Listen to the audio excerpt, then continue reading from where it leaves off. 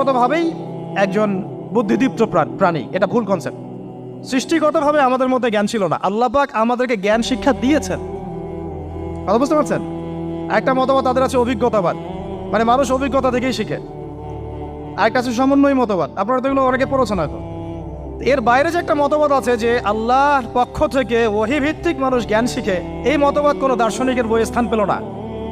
কি আফসোস, কি আফসোস! অথচ মুসলিম ঘরের দার্শনিক তারা। আমরাও পড়েছি ভাই 4 বছর এই কারণে গেলেই। কি আফসোস, আল্লাহ পাকের ওহীর পক্ষ থেকে যে জ্ঞান আসতে পারে এইটা কনসেপ্টই নাই।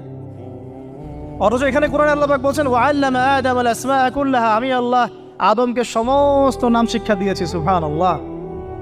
এরপরে এই যে জ্ঞান আদম আলাইহিস সালামকে আল্লাহ পাক শিক্ষা দিলেন, এর ফলশ্রুতিতেই আল্লাহ পাক বললেন যে ওয়াইয কুলনা লিল মালাইকা উসজুদু লি আদম, হে ফেরেশতারা তোমরা এখন আদমকে সিজদা করো। কি ফেরেশতাদেরকে দিয়ে আল্লাহ পাক আমাদের পিতাকে সিজদা করালেন কিসের মানদণ্ডে? কিসের কারণে? জ্ঞানের কারণে। জ্ঞানের কারণে ফেরেশতাদেরকে আল্লাহ পাক বললেন যে এই নামগুলো বলে দাও তো তোমরা। তারা বলতে পারলো না, তারা বললো লা ইলম আল্লাহুম্মা লা ইলমা লানা ইল্লা মা আল্লামতানা, আল্লাহ আমাদের তো সেই জ্ঞান নাই, শুধু ওইটুকু জ্ঞান আছে যা আপনি আমাদেরকে শিখিয়েছেন।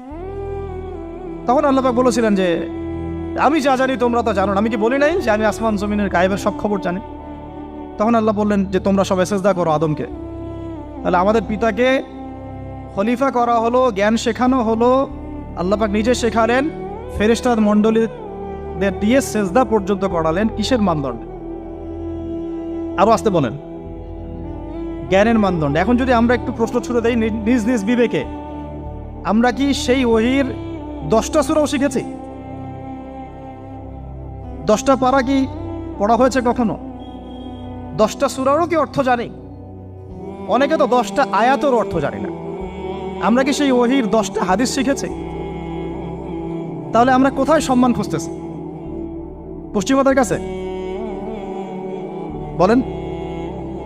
সত্যি সবচেয়ে আফসোস লাগে আমার একটা জিনিস, যে মুসলিমরা আমরা এখন আমাদের আত্মপরিচয় ভুলে যাচ্ছি, আর আল্লাহ পাক আমাদেরকে যেখানে সম্মান রেখেছে ওইখানে সম্মান না খুঁজে আমরা অন্যের দাসত্বের সম্মান খুঁজতেছি।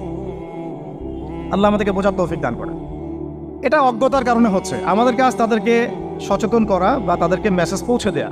আমরা উগ্র পন্থা অবলম্বন করব, আমরা হিকমার সাথে প্রজ্ঞার সাথে মানুষকে বোঝানোর চেষ্টা করব, এগুলো বোঝানোর অংশ। এখন আচ্ছা আরেকটা কথা আপনাদেরকে বলি, একটা কথা আমি মাঝখানে মিস হয়ে গেছে। এই যে আল্লাহ পাক আমাদেরকে খলিফা করে পাঠিয়েছেন, খলিফার কাজ কি? প্রশ্ন না? আমাদের কাজ কি তাহলে? এই কাজটা আল্লাহ পাক আবার ব্যাখ্যা করেছেন সূরা সদের মধ্যে। কোন সূরায়? সূরা সদ। সদ নামে একটা সূরা আছে, সূরা ইয়াসিনের আগে পড়ে পাবেন। তো এখানে আল্লাহ পাক আরো একজন নবীকে তার খলিফা বলেছেন, সেই নবীর নাম দাউদ আলাইহিস সালাম। কি নাম? আর দাউদ আলাইহিস সালাম কিন্তু এই জেরুজালেম থেকে, যেখানে এখন ওই জায়নিস্টরা বোম্বিং করে আর কি, নিরীহ মুসলিমদেরকে হত্যা করে বিগত 70 বছর থেকে, ওই জেরুজালেম থেকে কিন্তু দাউদ আলাইহিস সালাম বিশ্ব শাসন করেছিলেন। তার পরবর্তীতে তার সন্তান সুলাইমান আলাইহিস সালামও কিন্তু ওখান থেকেই বিশ্ব শাসন করেছিলেন।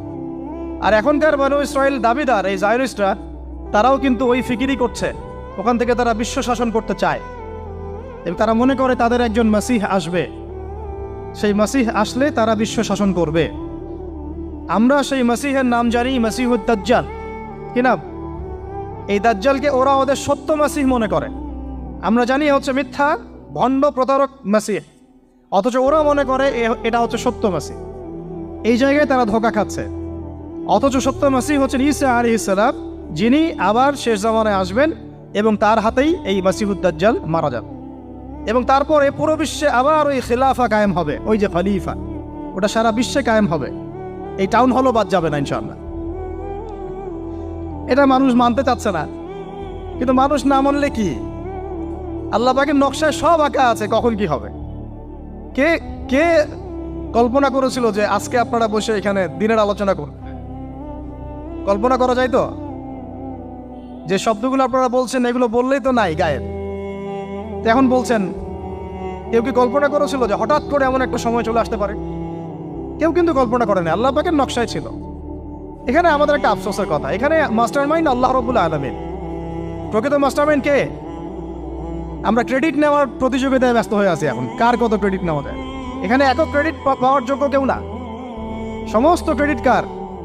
আল্লাহ রাব্বুল আলামিন। এটা আল্লাহর সাথে গাদ্দারি করতে যায় না, তাহলে ভুল হয়ে যান।